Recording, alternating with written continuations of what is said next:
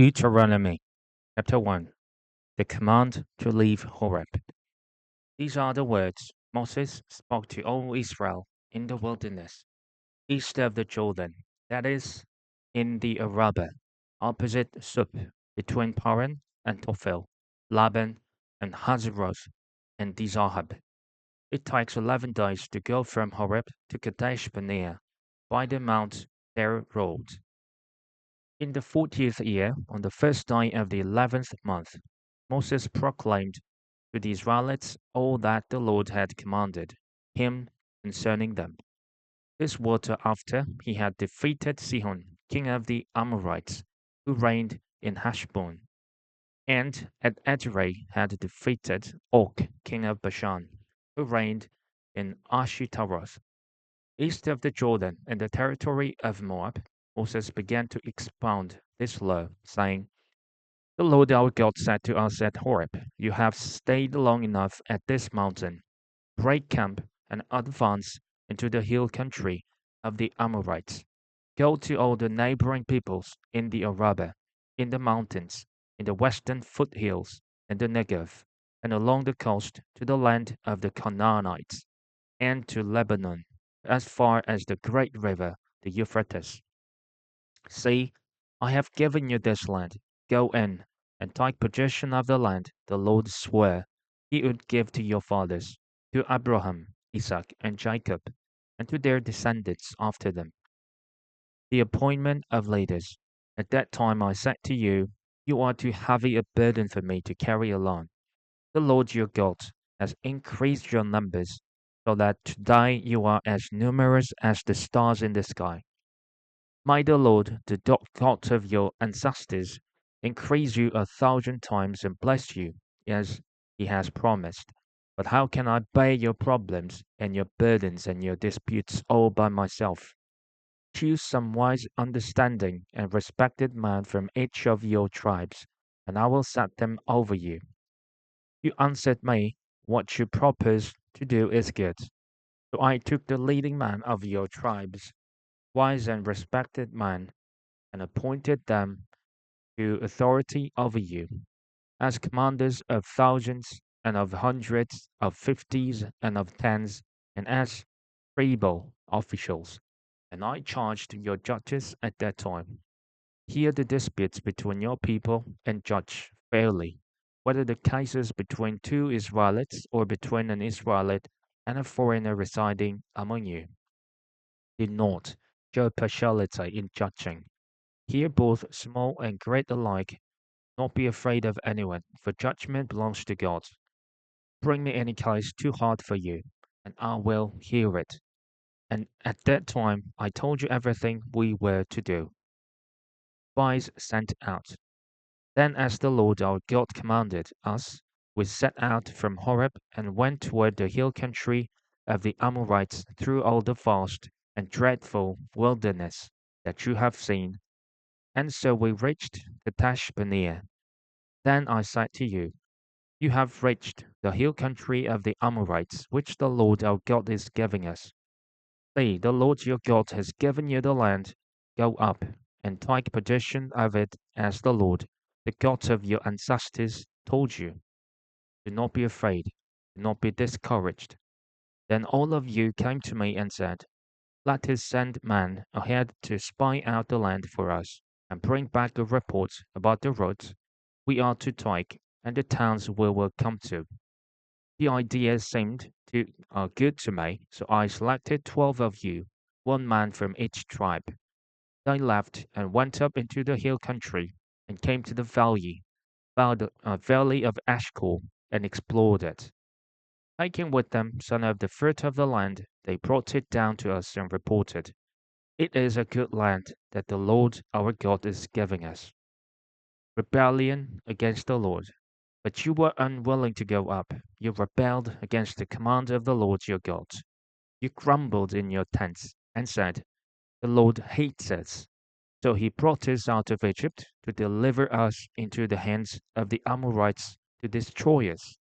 Where can we go? Our brothers have made our hearts melt in fear. They say the people are stronger and taller than we are. The cities are large. with walls up to the sky. We even saw the Anakites there. Then I said to you, do not be terrified. Do not be afraid of them. The Lord your God, who is going before you, will fight for you, as he did for you in Egypt, before your very eyes and in the wilderness. There you saw how the Lord your God carried you, as a father carries his son, all the way you went until you reached this place. In spite of this, you did not trust in the Lord your God, who went ahead of you on your journey, in fire by night and in a cloud by day, to search out places for you to camp and to show you the way which you should go. When the Lord heard what you said, he was angry and solemnly swore, no one from this evil generation shall see the good land I swore to give your ancestors, except Caleb, son of Jephunneh. He will say it, and I will give him and his descendants the land he set his feet on, because he followed the Lord wholeheartedly. Because of you, the Lord became angry with me and said, you shall not enter it either, but your assistant Joshua, son of Nun, will enter it. Encourage him, because he will lead Israel to inherit it. And the little ones that you said would be taken captive, your children who do not yet know good from bad, they will enter the land. I will give it to them, and they will take possession of it. But as for you, turn around and set out toward the desert, along the road to the Red Sea. Then you replied, we have sinned against the Lord. We will go up and fight, as the Lord our God commanded us. So every one of you put on his weapons, thinking it easy to go up into the hill country. But the Lord said to me, tell them, do not go up and fight, because I will not be with you. You will be defeated by your enemies. I told you, but you did not listen.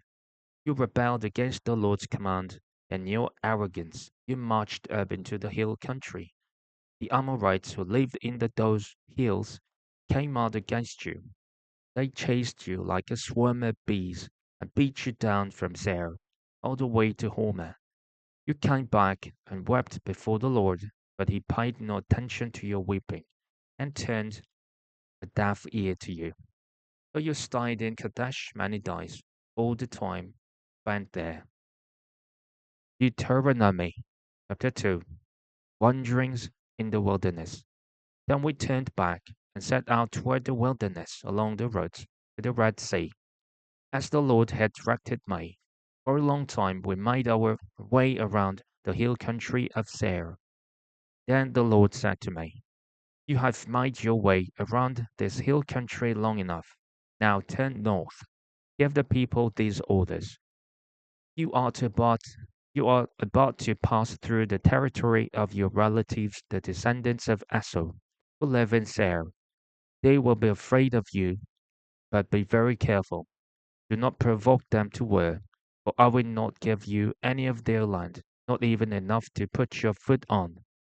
I have given Esau the hill country of Seir as his own.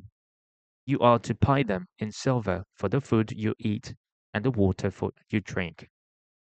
The Lord your God has blessed you and all the work of your hands. He has watched over your journey through this vast wilderness. These 40 years the Lord your God has been with you, and you have not lacked anything. So we went on past our relatives, the descendants of Esau, who live in Seir. We turned from the Arabah road, which comes up from Elath and Ezion Geber, and traveled along the desert road of Moab. Then the Lord said to me, do not harass the Moabites or provoke them to war, for I will not give you any part of their land. I have given Ar to the descendants of Lot as a possession. The Amites used to live there, a people strong and numerous and as tall as the Anakites. Like the Anakites, they too were considered Rephaites, but the Moabites called them Amites. Horites used to live in Seir, but the descendants of Esau drove them out. They destroyed the Horites from before them and settled in their place, just as Israel did in the land the Lord gave them as their possession. And the Lord said, "Now get up and cross the Zered valley." So we crossed the valley. 38 years passed from the time we left Kadesh Barnea until we crossed the Zered valley. By then, that entire generation of fighting men had perished from the camp as the Lord had sworn to them. The Lord's hand was against them until he had completely eliminated them from the camp. Now, when the last of these fighting men among the people had died, the Lord said to me, "Today you are to pass by the region of Moab at Ar. When you come to the Ammonites, do not harass them or provoke them to war, for I will not give you possession of any land belonging to the Ammonites. I have given it as a possession to the descendants of Lot. That too was considered a land of the Rehabhites who used to live there, but the Ammonites called them Zammonites. They were a people strong and numerous, and as tall as the Anakites. The Lord destroyed them from before the Ammonites, who drove them out and settled in their place. The Lord had done the same for the descendants of Esau, who lived in Seir.